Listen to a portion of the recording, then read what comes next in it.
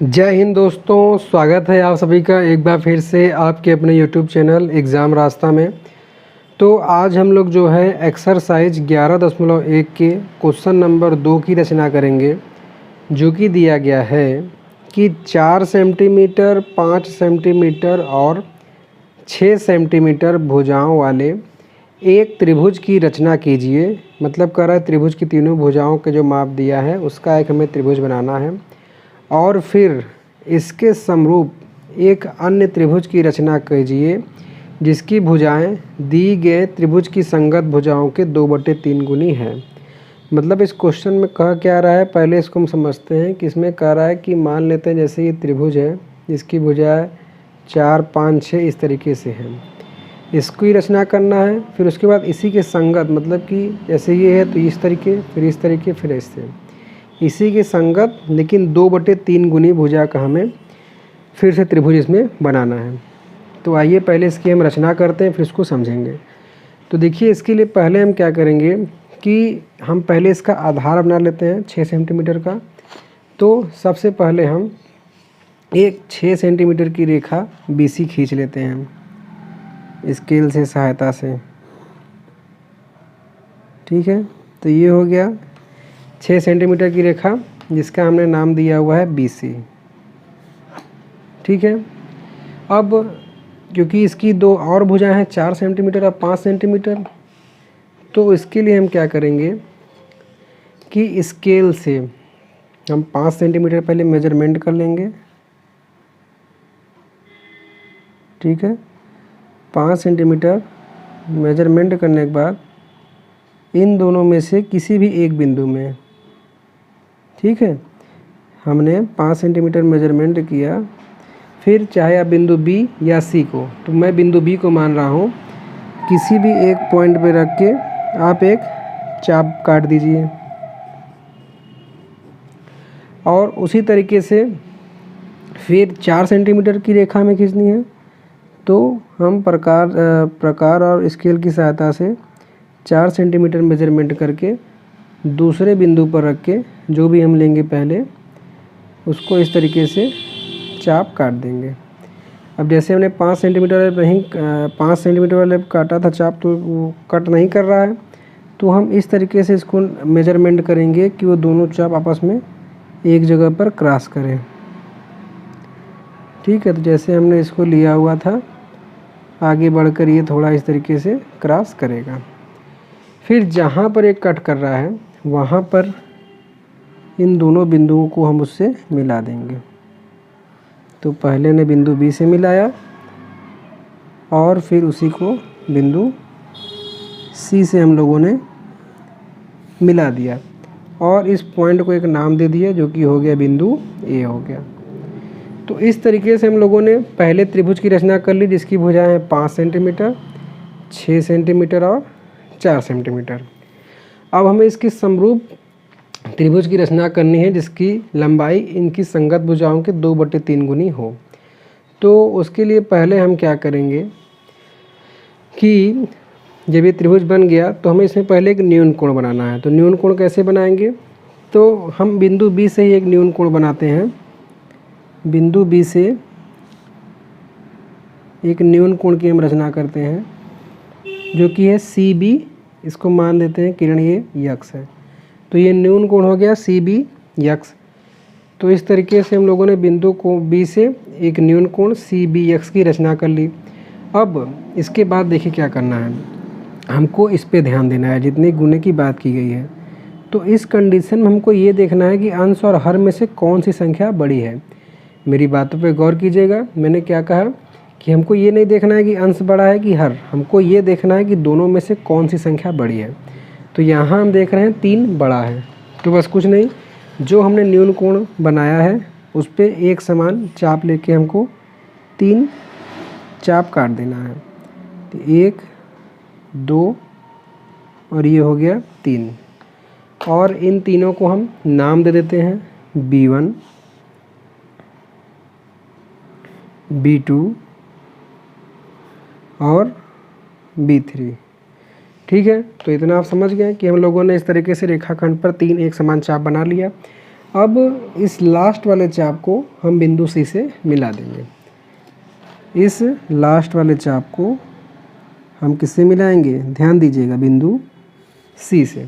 ठीक है, अब इतना करने के बाद क्या करेंगे कि इस B3C के समांतर हमें रेखा खींचनी है, लेकिन कहाँ से खींचनी है इसको हम इससे ध्यान देंगे।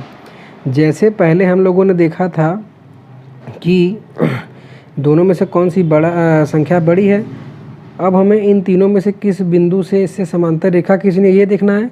तो हम देखेंगे अंश से, अंश में कौन सी संख्या है। तो अंश में देख रहे हैं 2 है तो हम B2 से, अगर 1 होता तो B1 से खींचते हैं। ठीक है, इस बात पे गौर कीजिएगा। पहले हमको क्या करना है, पहले दोनों में से जो बड़ी संख्या है उतना चाप लेना है, लेकिन जब समांतर रेखा खींचने की बात आएगी तो जो अंश में संख्या रहेगी उससे खींचेंगे। तो यहाँ पे क्लियर हो गया कि हमको B2 से खींचना है। तो इसके लिए क्या करेंगे कि हम एक चाप लेंगे जो पहले से लिया था उससे कुछ अलग, उससे इस B3 पे रख के ऐसे चाप काटेंगे जो इसको यहाँ पर कट करे। फिर वही चाप से B2 पे हम कट करेंगे। B2 पे कट करने के बाद उस चाप के साथ जो कोण बना है उसको हम नाप लेंगे। तो हम लोगों ने इसको नापा और फिर यहाँ से उस पर एक ऐसे कट बना देंगे। अब बस कुछ नहीं करना है, सिंपली B2 को उस कट से होते हुए सामने वाली रेखा पे हमें केवल मिला देना है। ठीक है, तो बस ये रेखा हो गई B3C के समांतर। हम मान लेते हैं कि ये जो रेखा यहाँ कट रही है C' है, तो B3C के समांतर रेखा हो गई B2C'। ठीक है दोस्तों, ये एक रेखा बना ली। अब क्योंकि देखिए हमको त्रिभुज के सभी भुजाओं के समांतर रेखा खींचनी है ना, तो अब हम क्या करेंगे कि इसी प्रकार जैसे हम लोगों ने B2C' खींचा उसी तरीके से इस भुजा के समांतर ये रेखा खींची थी। अब हम AC के समांतर अगली रेखा जो है खींचेंगे। ठीक है, उसके लिए देखिए क्या करेंगे, सेम वही प्रोसेस, एक चाप लेंगे हम, उस चाप को बिंदु C पे रखेंगे, एक कट करेंगे।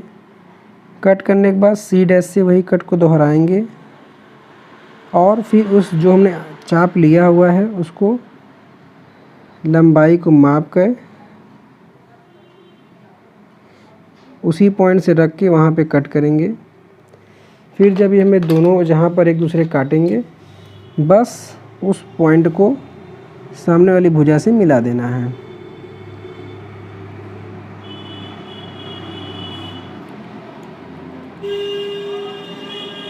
जब सामने वाली भुजा से हम मिला देंगे तो वो उस रेखा के जिससे हमने कट लेना शुरू किया था उसके समांतर हो जाएगी, मतलब AC के समांतर हो जाएगी A', C'। ठीक है, तो A', C' AC के समांतर रेखा बन गई। तो इस तरीके से आप देख सकते हैं कि त्रिभुज ABC के समांतर कौन सा त्रिभुज बन गया, A', C'। त्रिभुज ABC के समांतर 2/3 त्रिभुज A', C', जो कि रचना में कहा गया था। अब मैं आपको इसके चरण को समझा देता हूँ, इसको ध्यान से देखिएगा। मैंने इसको रचना करके आपको दिखाई दिया है। तो इसके चरण देखिए इसमें दिए गए हैं कि पहले जैसा हमने क्या किया था कि एक रेखाखंड खींचा BC 6 सेंटीमीटर का, फिर B को केंद्र मानकर 5 सेंटीमीटर का चाप लगाया और उसी तरीके से C को केंद्र मानकर 4 सेंटीमीटर त्रिज्या लेकर चाप लगाया, जो पहली चाप को बिंदु A पर प्रतिच्छेद करता है। जैसा कि आपने देखा था बिंदु A का निर्माण उसी तरीके से हुआ था। फिर AB तथा AC को मिला दिया जिससे त्रिभुज ABC बन गया। फिर उसके बाद न्यून कोण हमने बनाया CBX। फिर BX पर 3 एक समान रेखाखंड हमने BB1, B1B2, B2B3 अंकित किया। क्यों अंकित किया ये मैंने आपको बता ही दिया है कि जो संख्या जो बड़ी रहेगी उतना हमें चाप लगाना है। फिर जो लास्ट वाला B3 था उसे C को मिला दिया। फिर B3C के समांतर रेखाखंड B2C' हमने खींचा, जैसा कि मैंने आपको बताया, जो BC को C' पर काटता है। इसी तरीके से C', A' समांतर AC हमने बनाया जो कि AB को A' पर काटता है, जैसा कि आप यहाँ पर देख सकते हैं। फिर उसके बाद इस तरीके से करने के बाद हमको त्रिभुज A', ये B है, B' नहीं होगा, त्रिभुज ABC होगा। त्रिभुज ABC समांतर 2/3 त्रिभुज ए डैश बी सी डैश समांतर 2/3 त्रिभुज ए बी सी प्राप्त हो गया, जैसा कि क्वेश्चन में आपका था। ठीक है, ये 2/3 इधर रहेगा, ये गलती हो गया थोड़ा, क्योंकि ये छोटा है ना, ये छोटा इसके इतने के समांतर हो गया। तो दोस्तों अब बात आती है रचना के औचित्य पे, मतलब कि टिप्पणी पर। मतलब कि हमने जो ये रचना किया है, हमको इसको थ्योरेटिकल दिखाना है कि ये क्या सही है कि नहीं। तो हम आते हैं रचना के औचित्य पर।